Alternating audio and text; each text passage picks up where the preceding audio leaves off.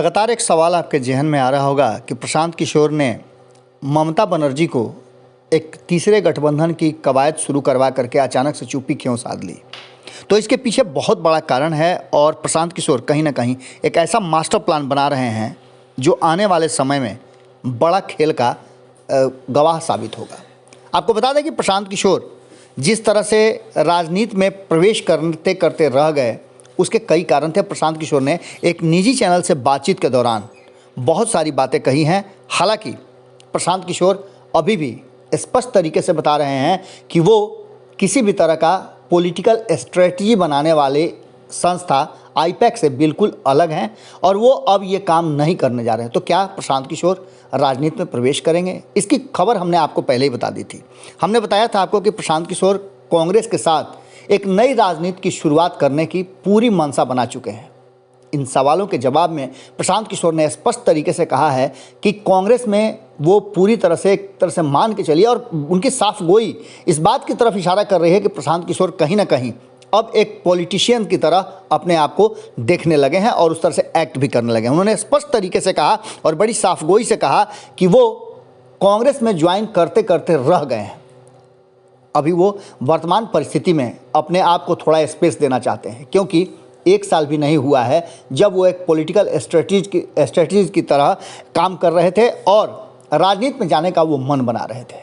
इन सवालों के जवाब में उन्होंने स्पष्ट तरीके से बताया कि भारतीय जनता पार्टी जिस तरीके से लगातार एक्ट कर रही है उसे कोट करने वाला और उसका विरोध करने वाला वर्तमान में कहीं दूर दूर तक कोई नज़र नहीं आ रहा है। उन्होंने साफ तरीके से कहा कि जिस तरह से चीज़ों को रखते हुए प्रशांत किशोर बड़ी साफगोई से बातें कर रहे थे और उन्होंने बताया कि कांग्रेस जो पिछले कई सालों से एक अस्थाई अध्यक्ष नहीं दे पाई है उस कांग्रेस से अपेक्षा क्या किया जा सकता है। लेकिन प्रशांत किशोर ने स्पष्ट तरीके से कहा कि भारतीय जनता पार्टी और नरेंद्र मोदी वर्तमान परिस्थिति में जो चीज़ें कर रहे हैं उसे देख करके आप अंदाज़ा लगा सकते हैं कि 2024 का चुनाव भी नरेंद्र मोदी जीत जाएं तो कोई अतिशयोक्ति नहीं होगी क्योंकि अब तक उनके विरोध में कोई तैयारी नहीं हुई है। लेकिन इन सब बातों के बीच कुछ ऐसी बातें भी प्रशांत किशोर ने कही जिसको लेकर के संभावनाएं प्रबल हो रही हैं कि साझा विपक्ष की जो कवायद है उसको लेकर के प्रशांत किशोर भले ही अपने घर में बैठ करके शांत होने की बात कर रहे हों लेकिन उनका मंथन जारी है और इस मंथन में जो निकल करके सामने आएगा वो निश्चित रूप से अमृत और विष दोनों होगा। इसको लेकर बिहार पर उनका फोकस बहुत ज़्यादा है। बिहार, उत्तर प्रदेश और पश्चिम बंगाल ये तीन राज्य ऐसे होंगे जिसमें झारखंड को भी आप ले सकते हैं और साथ ही कांग्रेस शासित कुछ राज्यों को भी आप ले सकते हैं। आप महाराष्ट्र को भी इसमें शामिल कर सकते हैं। इन सब राज्यों को मिला करके प्रशांत किशोर एक बड़ी योजना बना रहे हैं और इस योजना के पीछे उनकी रणनीति क्या है इसका भी उन्होंने पूरी तरह से खुलासा तो नहीं किया है लेकिन स्पष्ट किया है कि क्षेत्रीय दल जिस तरह से राष्ट्रवाद पर हावी रह रहे हैं और आपने देखा होगा कि भारतीय जनता पार्टी भले ही केंद्र में अपनी सत्ता बहुत मजबूती के साथ 2019 में लेकर के आई हो लेकिन बाकी के राज्यों में और क्षेत्रीय दलों का प्रभाव बड़ी मजबूती के साथ रहा है। ऐसी स्थिति में आप झारखंड को देख लीजिए, पश्चिम बंगाल को देख लीजिए, बिहार को देख लीजिए, महाराष्ट्र को देख लीजिए, उसके बाद दिल्ली को देख लीजिए।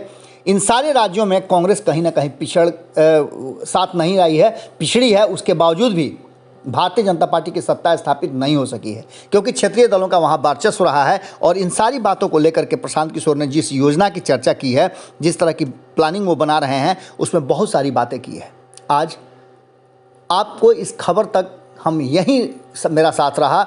आगे हम इस खबर को पूरे विस्तृत से एक विश्लेषण के तौर पर लेकर के आ रहे हैं और इसमें हम आपको बताएंगे कि प्रशांत किशोर ने किस तरह से योजना बनाई है और पूरा प्लानिंग क्या है। लेकिन इतना तो तय है कि प्रशांत किशोर ने स्पष्ट तरीके से कहा है कि जिस तरह से टेनिस के मैच में आपने देखा होगा कि नॉन प्लेइंग कैप्टन की व्यवस्था की गई थी उसी तरह से कांग्रेस नॉन प्लेइंग कैप्टन की तरह चल रही है।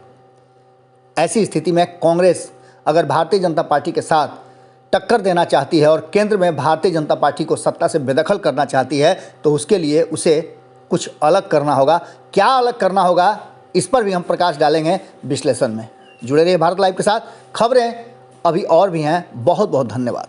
अगर ये वीडियो पसंद आई और वह बिहार के राजनीति और बिहारियत से सरोकार रखेनी तो सब्सक्राइब बटन दबा के चैनल के सब्सक्राइब कर ली। ओजे एगो घंटी बा, ओकरा बटन दबा देला से कुल सटीक और मारक खबर रुआ मुफ्त में मिल जाई।